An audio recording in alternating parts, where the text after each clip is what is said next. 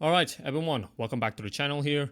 So, Roblox is in the news again. And no, not because some child spending about 10 million Robux, or maybe another kid just discovered what is a credit card is. No, this time Roblox is trying to move over 150 lawsuits involving allegations of, you guessed it, child predators. I seriously cannot even fathom how in God Green's earth you have 150 lawsuits involving that. What is the story behind this? Roblox decided to make a closed door arbitration, which basically means that Roblox basically wants a few people know about this. So, according to reports, Roblox is arguing that users agreed to the arbitration through its terms of service, which my counter argument is, who in God Green's earth read the terms of service? Because that definitely happened. I'm sure that every 11-year-old, every 10-year-old, every 9-year-old decided to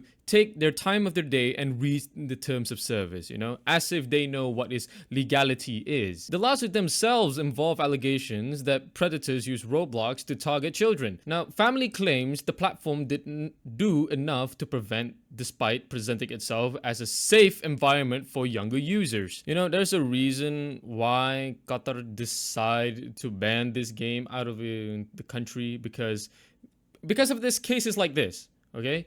Now, Roblox want many of these cases handled through arbitration anyway, instead of a open court, because the difference matters here. The difference actually matters because court cases are generally public. Arbitration is private. When you have a big game, a huge ass of a game, and you are trying to make it private, which is why people deserve to know the truth here, okay? I seriously cannot understand why these companies decide to make things closed doors anyway, because you have a really, really massive game.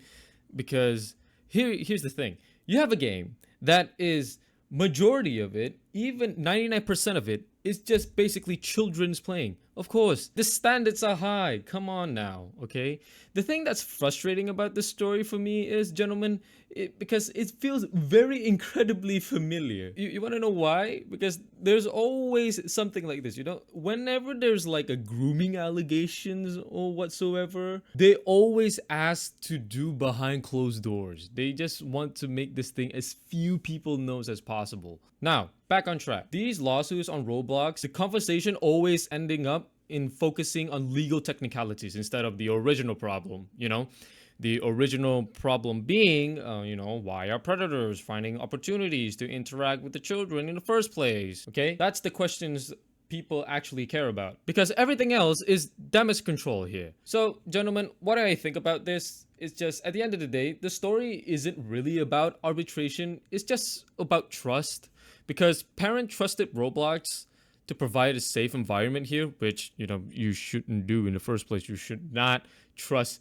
any developers or any strange gamers or whatsoever to provide safe environment for your children. No. But I do want Roblox just makes the game environment a little bit more safety here. I don't know, put some like when they're loading into a game, I don't know, put some advice. Please don't try to meet the strangers real life. Don't give personal information to strangers, I think, gentlemen, on this entire fiasco, what I think personally is just that these parents like trusting too much on video games to keeping them safe, when if I was a parent, right? If this game that my child is playing having some, issues of allegations of child predators, I'll usually tell him to stop the play, But I don't know. That's just my take. Now, please, gentlemen, leave it down in the comments below. What do you think about this entire fiasco here? Because I would like to hear your thoughts.